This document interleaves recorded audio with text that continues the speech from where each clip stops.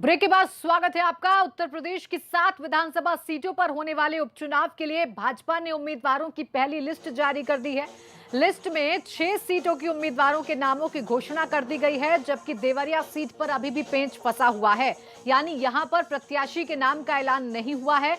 भाजपा ने अपने पूर्व मंत्री चेतन चौहान के निधन के बाद खाली हुई नौगांवा सादात सीट पर चेतन चौहान की पत्नी संगीता चौहान को उम्मीदवार बनाया है।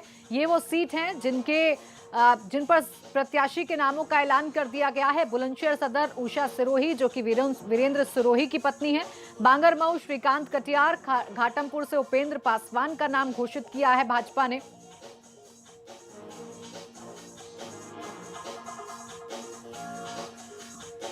तो उपचुनाव के लिए भाजपा ने अपने प्रत्याशियों के नामों के ऐलान कर दिया है। देखिए, 7 सीटों पर उत्तर प्रदेश में उपचुनाव होने हैं। 7 में से 6 ऐसी सीट हैं जहां पर उम्मीदवार का ऐलान कर दिया। ये देखिए, प्रत्याशी हम आपको दिखा रहे हैं। बुलंदशहर से उषा सिरोही को प्रत्याशी बनाया गया है। टूंडला से प्रेमपाल धनगर को प्रत्याशी बनाया गया है। नौगांव सीट से अगर बात करें तो चेतन चौहान की पत्नी को टिकट दिया गया है। बांगरमऊ से श्रीकांत कटियार को टिकट दिया गया है। घाटमपुर से उपेंद्र पासवान भाजपा के प्रत्याशी हैं और मलहनी से मनोज सिंह भाजपा के प्रत्याशी हैं। देवरिया ऐसी सीट है जहां पर अभी प्रत्याशी के नाम का ऐलान नहीं हुआ है। तो यूपी में विधानसभा उपचुनाव के बाद 25 नवंबर को यूपी और उत्तराखंड की खाली हो रही 11 राज्यसभा सीटों के लिए भी चुनाव का ऐलान कर दिया गया है।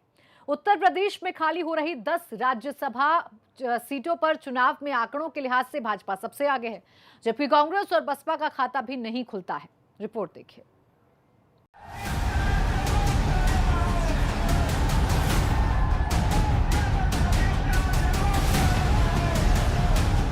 संसद के उच्च सदन यानी राज्यसभा में नवंबर के महीने में खाली होने जा रही 11 सीटों के लिए आज चुनाव का ऐलान हो गया है। उत्तर प्रदेश की 10 और उत्तराखंड की 1 राज्यसभा सीट के लिए 20 अक्टूबर को अधिसूचना जारी कर दी जाएगी। नामांकन दाखिल करने के लिए 27 अक्टूबर आखिर तारीख होगी। 28 अक्टूबर को नामांकन पत्रों की जांच होगी और 2 नवंबर तक नामांकन वापस लिए जा सकेंगे। 9 नवंबर को राज्यसभा की 11 सीटों के लिए चुनाव होगा। उसी दिन वोटों की गिनती भी कर ली जाएगी और 11 नवंबर को चुनाव के नतीजे घोषित कर दिए जाएंगे। फिलहाल इन 11 सीटों में से भाजपा के पास सिर्फ 2 सीटें हैं, लेकिन ताजा समीकरणों से भाजपा के खाते में 11 में से 10 सीटें आती दिख रही हैं। यूपी की 10 सीटों पर होने वाले राज्यसभा चुनाव में 1 सीट जीतने के लिए 37 वोटों की जरूरत है।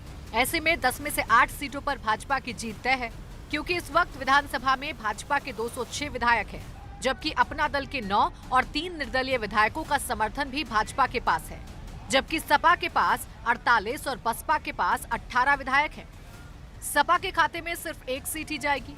कांग्रेस के पास सिर्फ 7 और सुभासपा के पास 4 विधायक हैं, इसलिए बसपा और कांग्रेस को भी 1 सीट नहीं मिल सकती। उत्तर प्रदेश में राज्यसभा की 10 सीटें नवंबर में खाली हो रही हैं और आज निर्वाचन आयोग ने इन राज्यसभा सीटों पर चुनाव की तारीखों का ऐलान कर दिया है। राज्यसभा की इन 10 सीटों पर 9 नवंबर को मतदान होगा।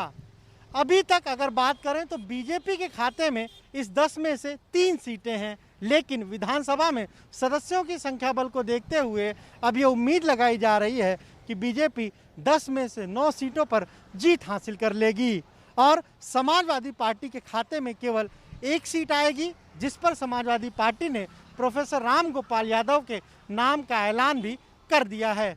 सबसे बड़ी मुश्किल कांग्रेस और बहुजन समाज पार्टी के लिए होने जा रही है, क्योंकि उनके पास संख्या बल नहीं है और ऐसे में उनके एक भी सदस्य इस बार राज्यसभा नहीं पहुंच पाएंगे। राज्यसभा चुनाव की घोषणा के साथ ही भाजपा में उम्मीदवारों के नामों को लेकर मंथन शुरू हो गया है, लेकिन एकमात्र सीट पर मिलने वाली जीत को देखते हुए सपा ने पार्टी के महासचिव रामगोपाल यादव को अपना प्रत्याशी भी घोषित कर दिया है। वहीं उत्तराखंड में कांग्रेस के कब्जे वाली राज्यसभा सीट पर भाजपा की ही जीत तय है।